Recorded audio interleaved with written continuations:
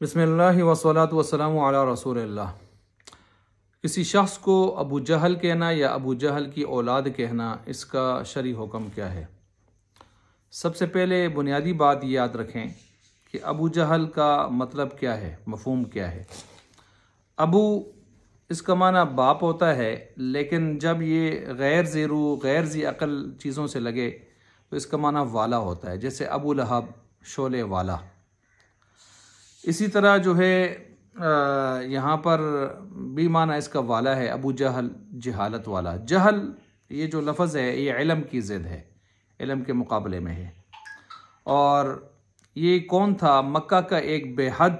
ظالم، بدقسمت، محروم القسمت، آپ علیہ الصلوۃ والسلام کا انتہائی سخت قسم کا دشمن، جس کا نام عمر بن حشام تھا۔ یہ شخص دور جاہلیت میں لوگوں کے فیصلے کیا کرتا تھا، جرگوئی تھا، فیصل تھا، اس وجہ سے اس کا نام مشہور تھا ابو الحکم، فیصلوں والا، فیصلے کرنے والا۔ لیکن جب اس دور اسلام آیا تو اس میں اس نے اسلام سے ٹکرایا، آپ علیہ الصلوۃ والسلام اور اسلام کی تعلیمات سے جب یہ ٹکرایا، حق کا انکار کیا اور ہٹ درم ہوا، انتہائی سخت غلیظ دشمن ہوا، تو اس کی وجہ سے اس کو جو کنیت ملی وہ ہے ابو جہل۔ ابو جہل گویا ابو جہل یہ کنیت جو ہے اس کو اس معنی میں ملی کہ یہ حق اور اہل حق کو جانتے ہوئے ان کی مخالفت کر رہا تھا اور حق کا انکار کر رہا تھا، اس وجہ سے اس کو ابو جہل کہا گیا، ورنہ نام اس کا کیا تھا؟ عمر بن حشام۔ اب یہاں جب آپ نے یہ تمہید سن لی ہے تو یہاں دو باتیں ہیں۔ ایک بات تو یہ ہے کہ یہ جو لفظ بولا جاتا ہے کسی دوسرے کے لیے، ابو جہل یا ابو جہل کی اولاد، تو اس میں دو مطلب ہو سکتے ہیں۔ ایک مطلب تو یہ ہو سکتا ہے کہ یہ معنی وصفی کے طور پر جو ہے اس کو بولا جائے، معنی وصفی،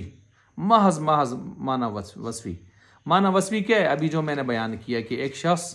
جو حق بات کو سمجھتے ہوئے بھی حق اس کا انکار کرتا ہے، ضد اور ہٹ درمی پہ اترا ہوا ہے، انکار سے کام لیتا ہے، تو اس معنی وصفی کو دیکھتے ہوئے جہالت والے اس کو کوئی آدمی کہتا ہے ابو جہل، کہ تو ابو جہل ہے، وقع کے مطلب حق کو سمجھتے ہوئے بھی اس کا انکار کر رہا ہے، ٹکراؤ کر رہا ہے۔ تو یہ ہو گیا معنی وصفی، گویا معنی عالمی کے طور پر نہیں لیا، معنی وصفی کے طور پر لیا، اور پیچھے اس بدترین کافر کی طرف بعینی ہی اس کو سامنے رکھتے ہوئے مراد یہ لفظ نہیں بولا گیا، صرف وقتی وصف، ایک وصف اس طرح کا اس میں دیکھ کے یہ لفظ بولا گیا ہے۔ تو یہ ترتیب بھی غلط روش ہے، یہ ٹھیک روش نہیں ہے۔ وجہ یہ ہے کہ اس میں تشویش تو پھر بھی موجود ہے نا، کہ سننے والا یہی سمجھ سکتا ہے کہ شاید اس نے اس بڑے غلیظ کافر کے ساتھ اس کو تشبیہ دی ہے، گویا معاذ اللہ اس کو بھی کافر کہنے کی کوشش کی ہے، اگرچہ اس نے یہ مراد نہیں لی، اس نے معنی وصفی مراد لیا ہے جو میں نے بیان کیا، لیکن تشویش پائی جاتی ہے کہ اسے کفری عمل یا اس اعلیٰ درجے کے فسق جو ہے اس کو گویا اس کو ہم کہہ سکتے ہیں کہ یہ کفری عمل کے ساتھ گویا اس کی تشریح اور تعبیر کی جا رہی ہے، لہٰذا اس کو اعلیٰ درجے کا فسق قرار دے کہ ہم یہ تو کہہ سکتے ہیں کہ یہ اعلیٰ درجے کا فسق نہیں ہے اور اس میں اس کا مواخذہ نہیں کیا جا سکتا، اس طور پر کہ اس نے اس کو کافر کہہ دیا ہے، دشمن رسول کہہ دیا ہے، کیونکہ یہ معنی وصفی کے طور پر ہے کہ حق کا انکار کر رہا ہے، حق سمجھتے ہوئے بھی۔ لیکن یہ کہنے والے کی سرزنش کچھ نہ کچھ کی جائے گی، تنبیہ کی جائے گی کہ آئندہ اس طرح کے لفظ استعمال نہ کرو کہ جس سے تشویش پیدا ہوتی ہے۔ ٹھیک ہو گیا۔ دوسرا مطلب یہ ہے کہ اس دشمن رسول کی طرف باقاعدہ بعینی ہی تشبیہ دے کر، اس کے ساتھ تشبیہ دے کر اس لفظ کو بیان کیا گیا ہے، گویا یہ باور کروانے کی کوشش کی گئی جس طرح ابو جہل دشمن رسول تھا، یہ بھی دشمن رسول ہے،